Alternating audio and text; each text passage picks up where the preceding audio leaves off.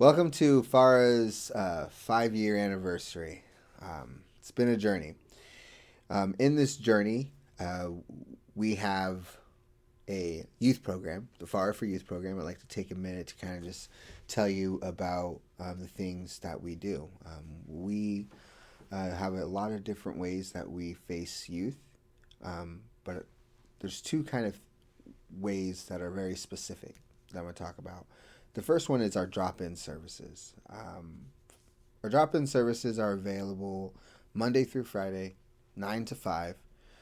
They're very specific to the population that we hope to help in these services. So for us, the drop-in services are specifically for individuals that are aged 10 to 24. So this could be an individual youth member, or this could be a family that has youth members within the family. Um, Three different types of tangible services that we offer in our drop-in services. The first one is a food pantry.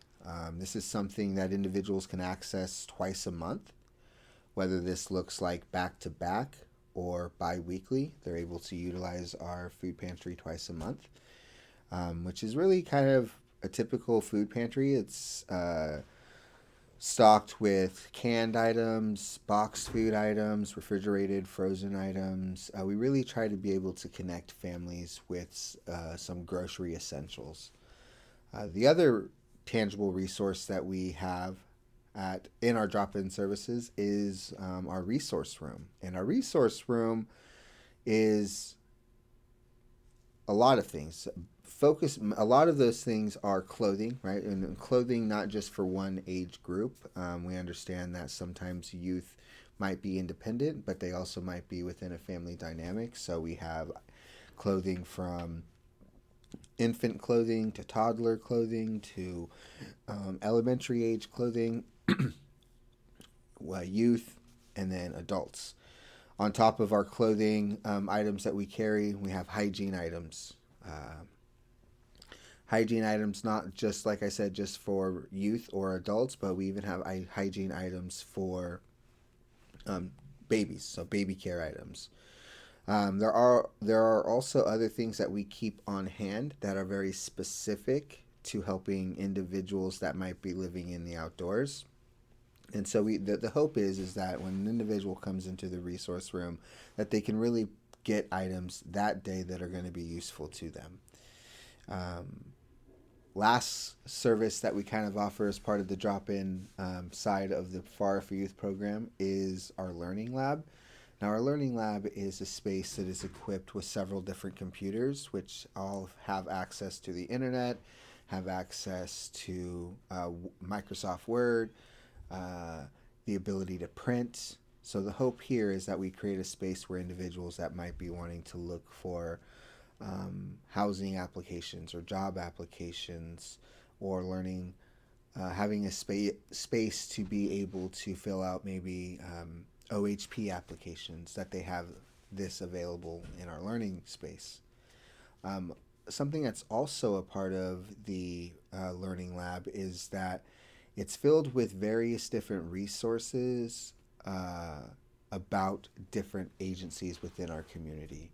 And even in some situations, we're able to schedule time to maybe meet with an individual who might need help, maybe filling out an application or building a resume or figuring out what they might need in order to get back into schooling.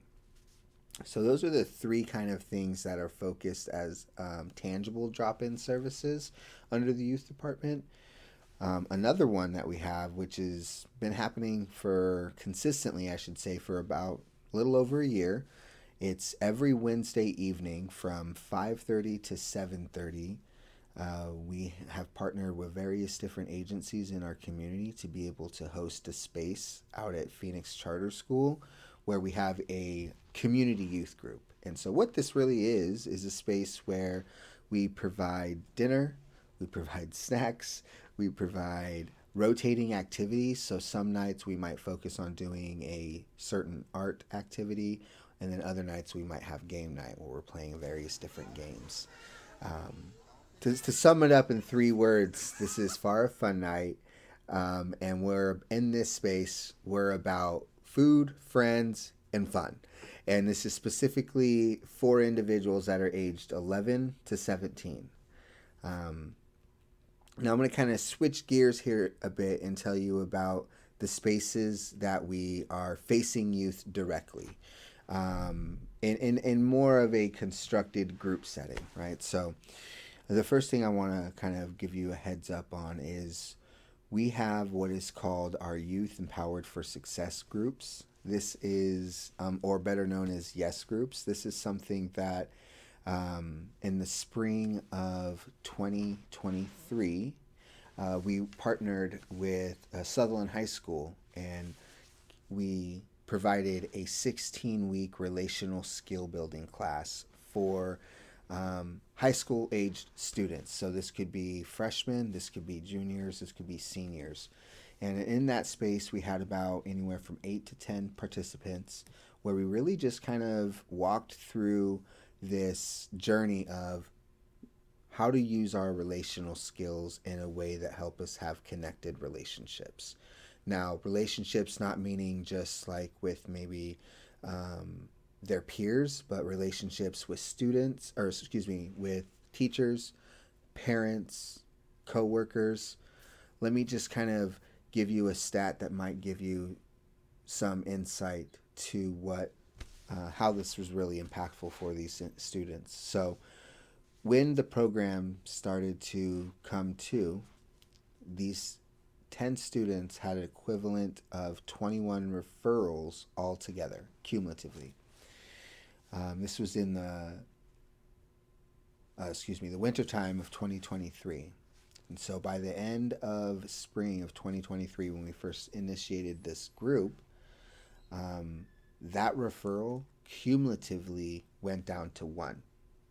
So in this space, they learned how to be aware of themselves, how to carry themselves.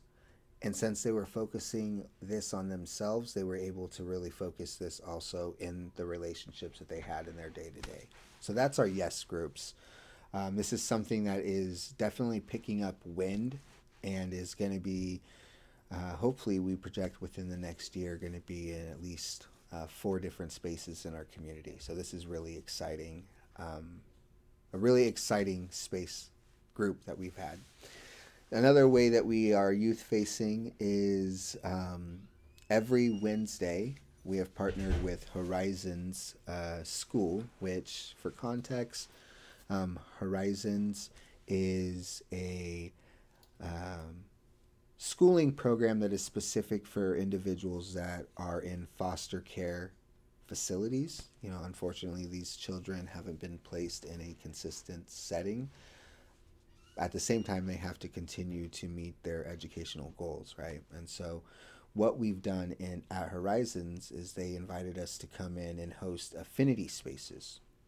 And affinity spaces, if you're not familiar, are areas, groups that meet, that share a common struggle, interests. And it's really a space where you foster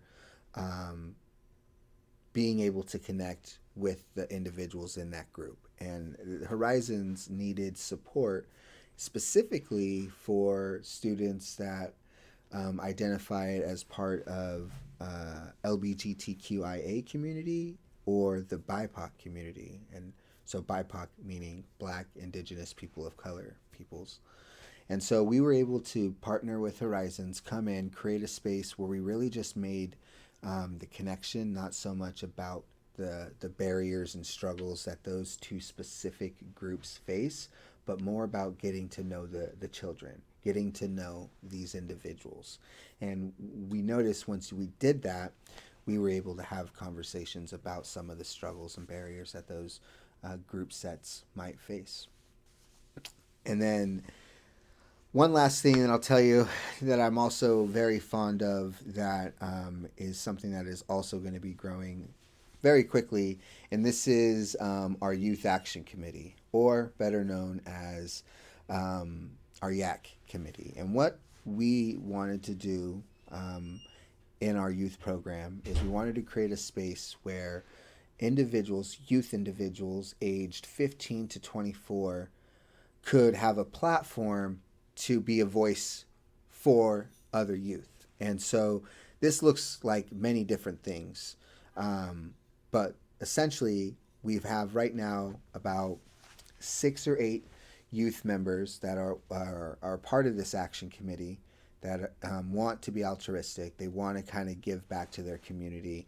And so some of the projects that we're going to be working on moving forward is when we say action committee, we mean we're about that action. So what that looks like is if someone needs help, maybe with like some hands-on help, these youth members will get together and kind of answer that call. Or maybe it's about taking action with giving input to professionals on how services are delivered to youth. So this is something that we've really kind of focused on specifically in the last probably 6 months, but in that short period of time, we can see that there is a huge need for this type of platform while working with youth.